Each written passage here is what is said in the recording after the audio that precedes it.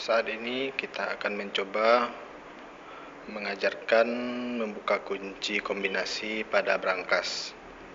Untuk saat ini brankas kita mereknya Capsafe menggunakan kunci 3 kombinasi.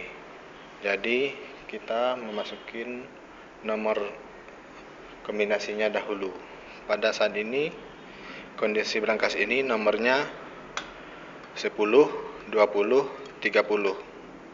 Nah, untuk memulainya kita posisikan di posisi 0. Nah, posisi 0 masukkan angka 10 berlawanan arah jarum jam 4 kali. 1, 2, 3,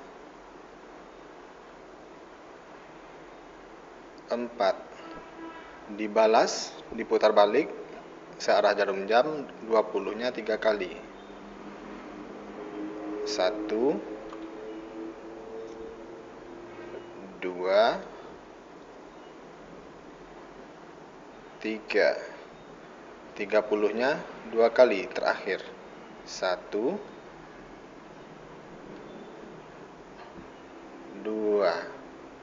Nah, setelah itu kita balas lagi searah jarum jam ke posisi 0.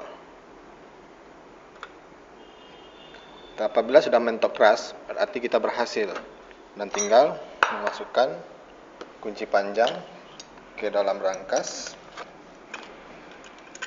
Dari kiri, brankas terbuka.